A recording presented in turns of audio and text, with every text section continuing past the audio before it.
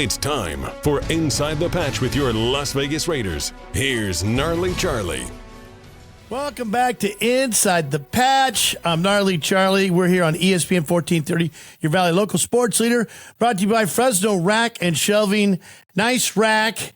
And Brian No is in the house. And Brian, I know that you are a Dolphin fan. That's your first love.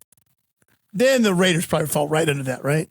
Is that how that works? Kind of like a 1A, 1B type thing. Yeah, definitely. Yeah. And so you guys could have gave up 49 points and still won. And congratulations on that victory. I fantasy football is ruined that last week completely. It's crazy, man. 70-0. I'm sorry, 70-20. Sorry, I don't want to shortchange the Broncos, But you mean the Denver Broncos? Notice I didn't put a D in it because they don't have one. That's right. That's right. That's right. Yeah. But man, that was wild, and I know we'll get to your Raiders. Right. But it kind of speaks volumes for the league, man. I mean, the league is kind of all over the place. That is a lot of points. That's like people have to get fired for that. Here's right? your silver lining, Gnarly. Think about that. I know losing to the Steelers on Sunday night, not ideal, but let's think positively. Okay, the Raiders beat the Broncos 17-16. The Broncos then turn around and lose to the Dolphins 70-20. So, I mean, there's a little bit of goodness right there some from positive.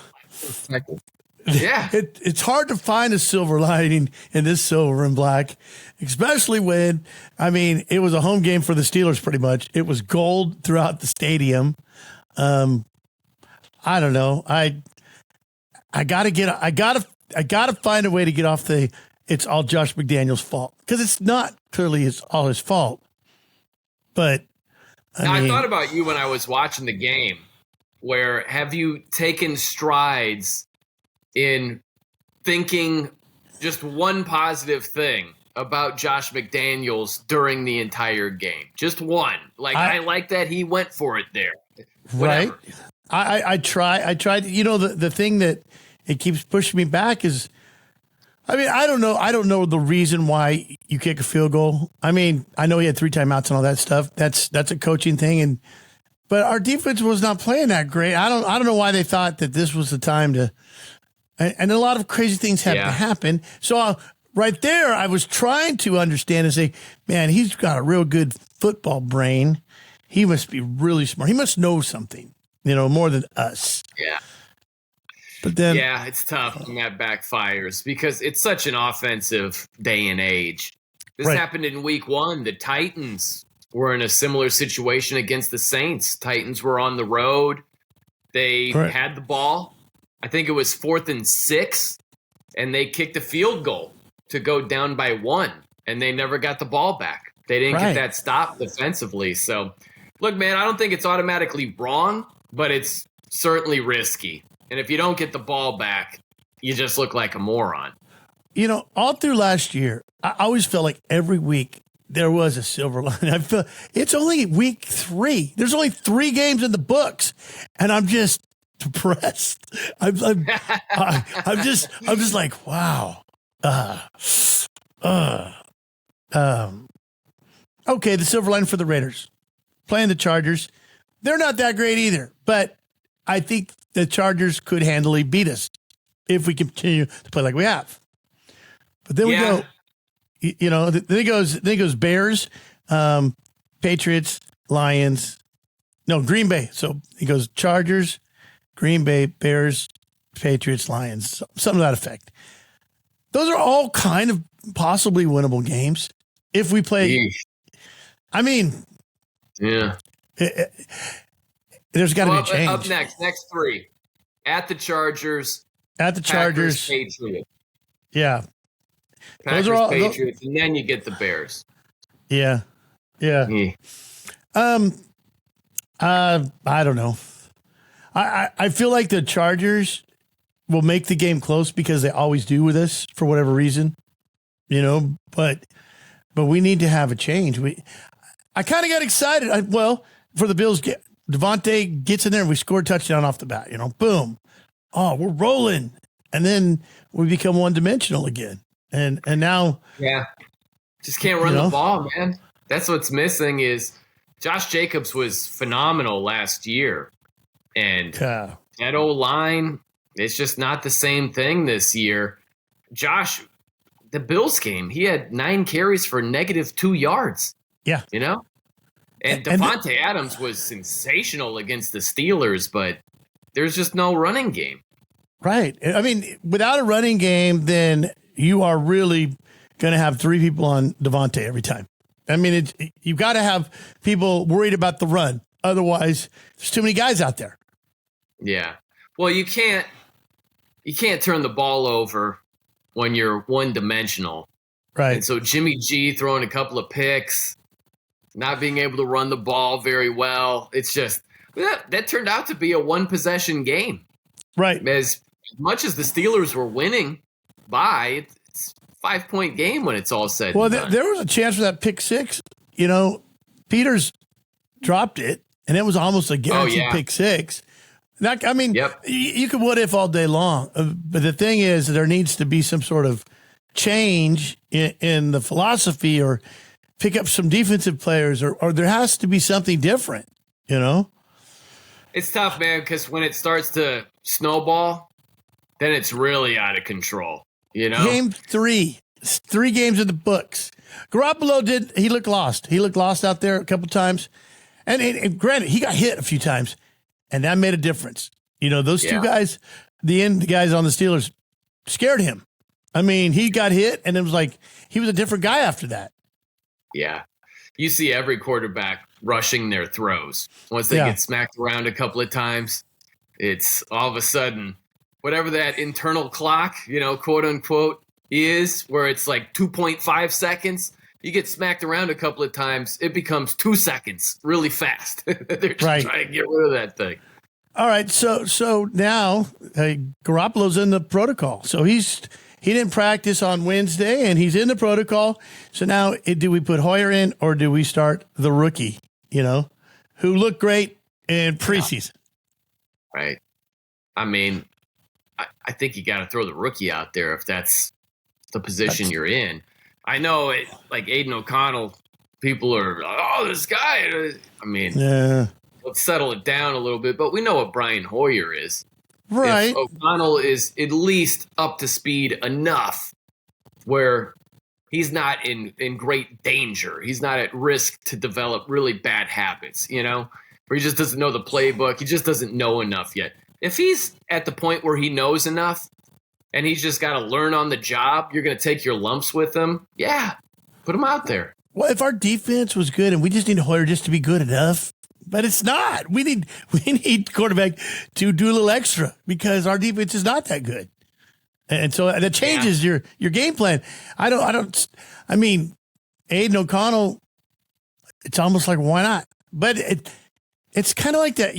The term, the girlfriend effect, where if a guy is with a girl, he looks more attractive. There's something about that. Yeah, sure.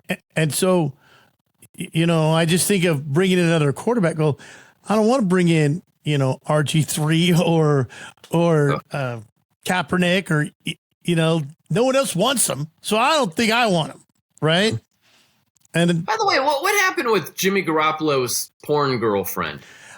I don't know if she's around still, but I would venture to say most of his girls probably have a tape somewhere.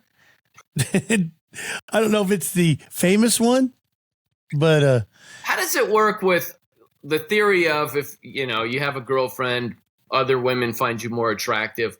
What if you're dating a porn star? What's that? Does that hurt you? Does that hurt you? Well, I've actually got to talk to a couple guys that were in the business, and I said, "So you come home from work tired? You worked all day. And your little lady's there. She's like, "Hey, you want some dinner? Or you want to go out tonight?" I just want to go to bed. I'm just by myself. I'm just tired. Been a long day. Hard work. Yeah. I mean, that's a different lifestyle right there, man. yeah, it's a whole other. But Vegas, man, it's probably the capital. That's where all the award shows are for that, and I'm sure a lot of movies are shot there. And what about that was a quick relationship. Yeah, with Jimmy and the one girl. Well, so if they get back together, it'll be the sequel, and then are they done for sure? It doesn't seem like he's with anybody. I have no idea. I just know I haven't heard hardly anything about that for a while. I think that's what Jimmy should do. He should just lean into this completely, right. Where Taylor Swift was at the Chiefs game to see Travis Kelce. Right.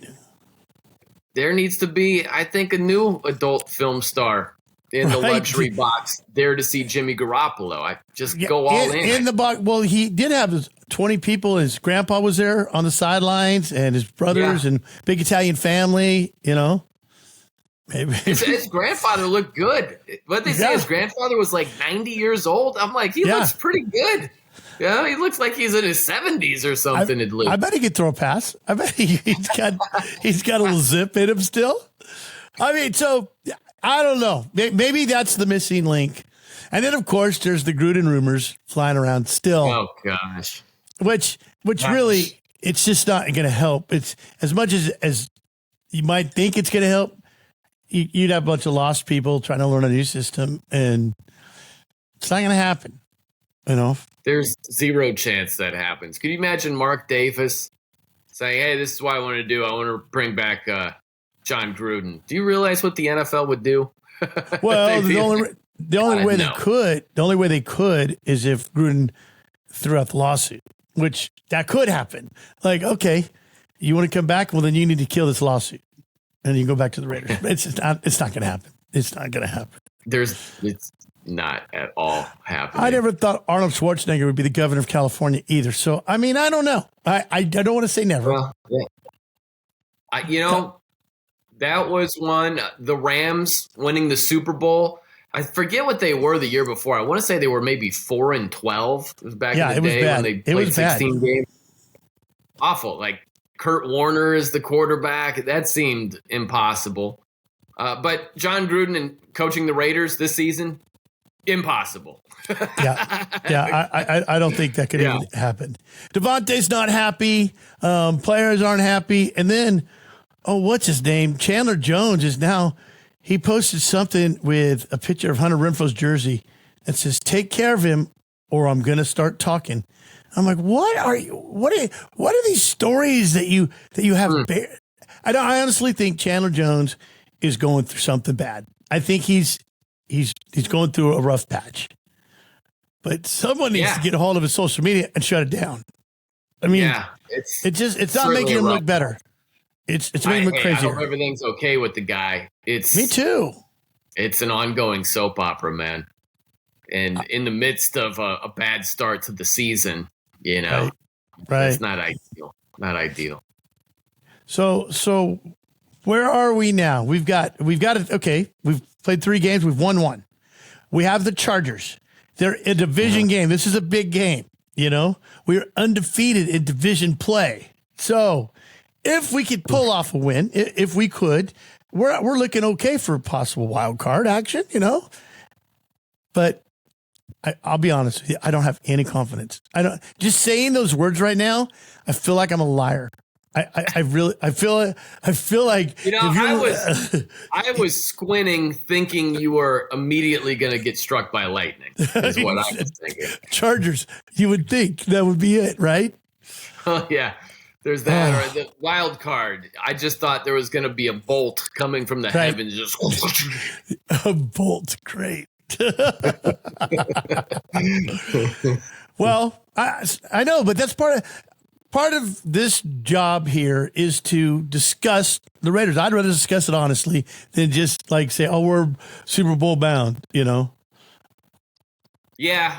I mean, hey, it's not a great place to be, because it's so early in the season and every fan base has hope that maybe you're going to have a better year. Maybe you're going to get into the playoffs. Maybe you're going to have a deeper run if you were a playoff team last season.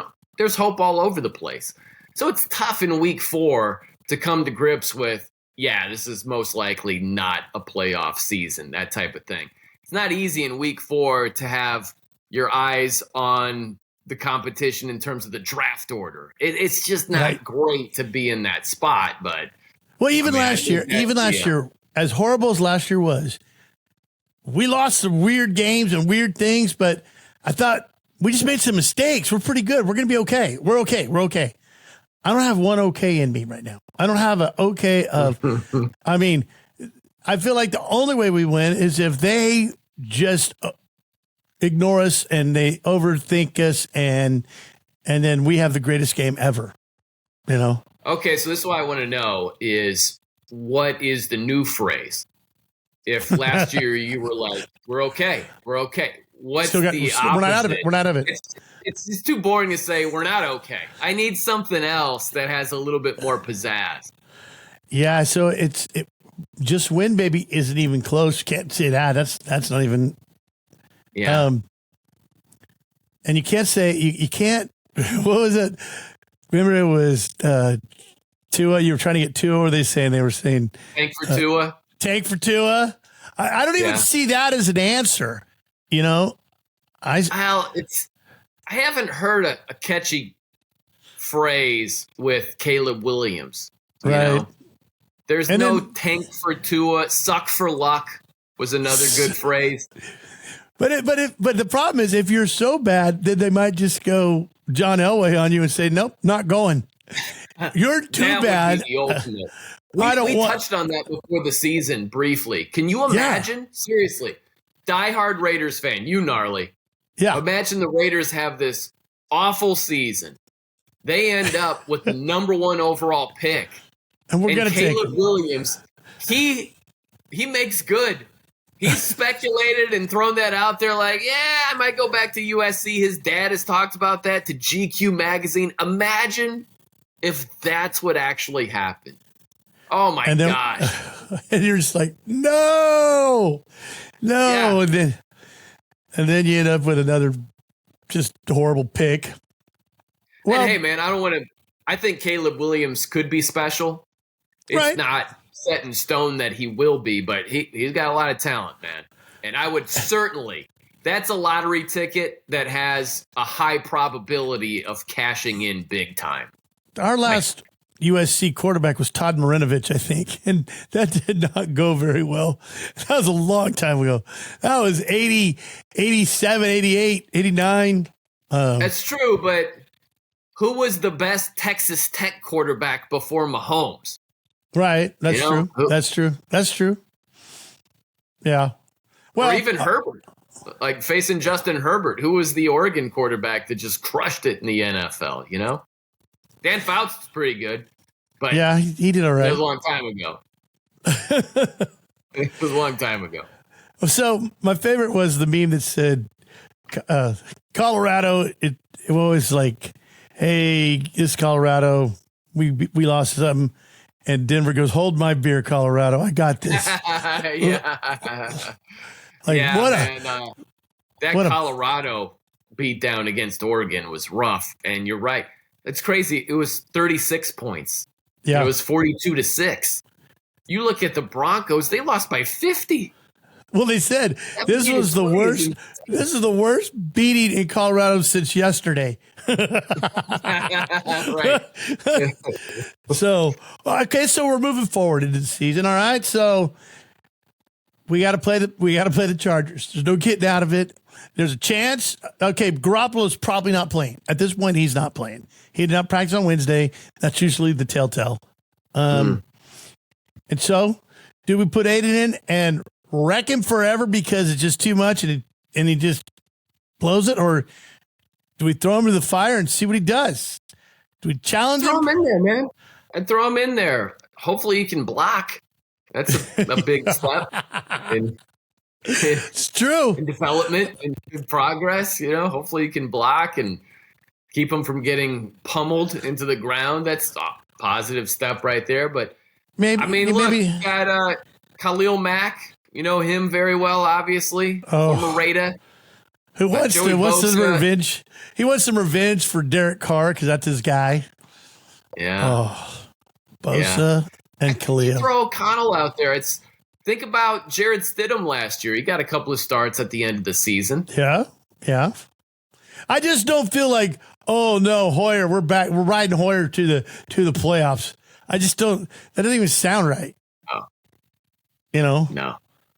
That's asking for another bolt from the heavens, just struck by lightning immediately.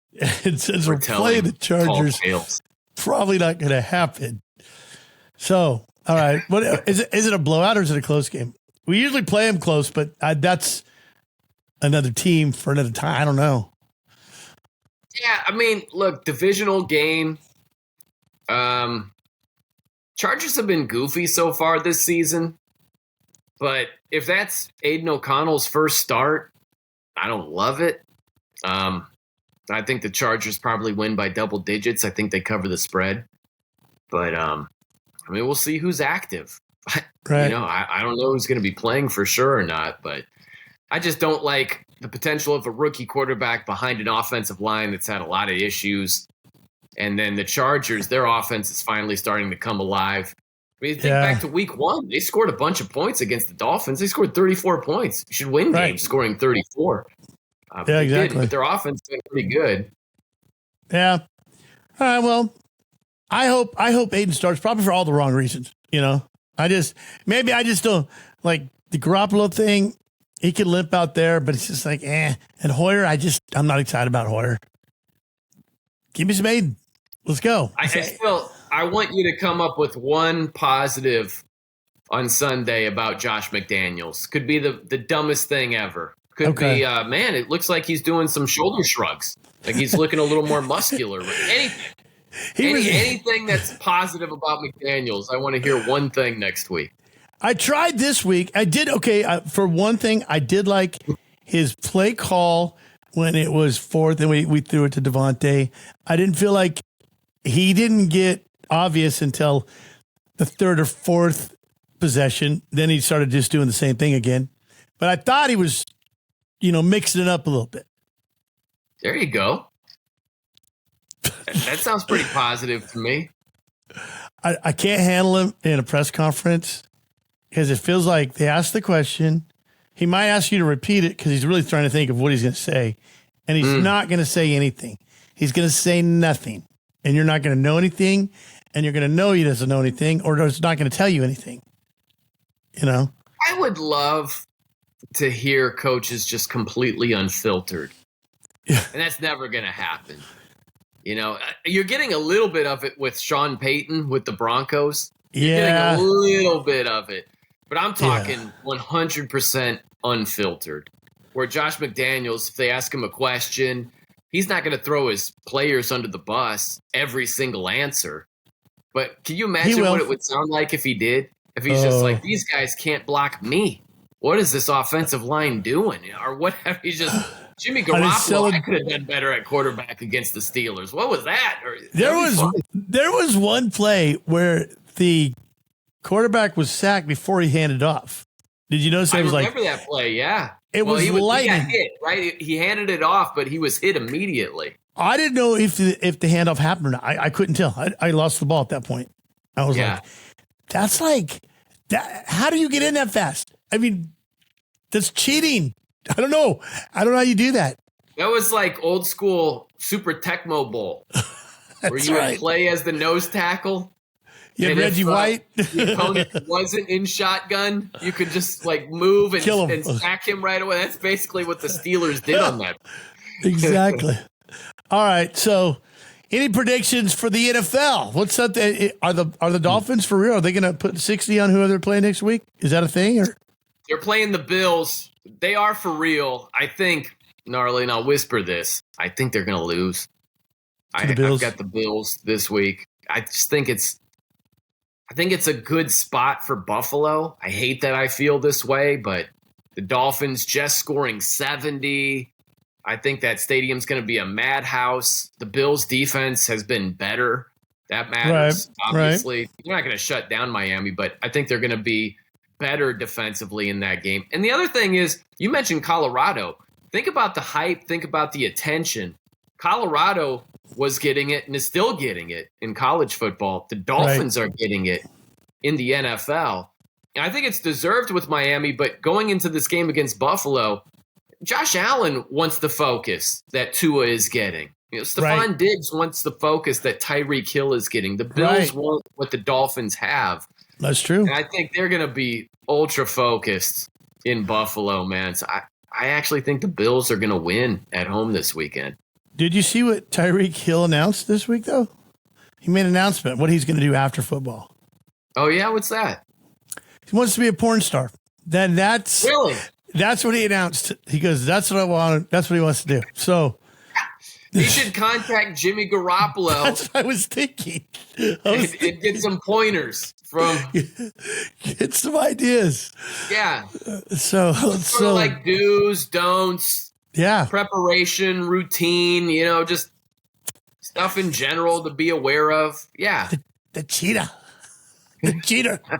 I didn't realize he really came out and said that, huh? I think it was yesterday. So it just kind of comes full circle on this show right here. It's always, we were born again. All right. Hey, good for him, man. We'll see how that comes about. Yeah. And something, well, not really, it's not really a speed thing then, but you know what? Who cares? It doesn't matter. It's what he wants to do. Hey, could you imagine if he was as dynamic at that as he is as being a wide receiver? He probably is. Oh, he runs good routes. He's got lots of speed. Excellent timing. It's good timing. Can cut on a dime. On a dime. Has any transition to his next career. I don't know. Very agile. He's got it all. Yeah. He's got it all. Precise. All right. Brian Nell, thanks again. We'll be here next week and we'll recap this. We'll figure out how we're going to fix this season, okay? All right, man. Sounds good. Go O'Connell. Go O'Connell. Come on, Aiden. There it is. We'll be back with more Inside the Patch on 1430 ESPN, your official home of the Las Vegas Raiders.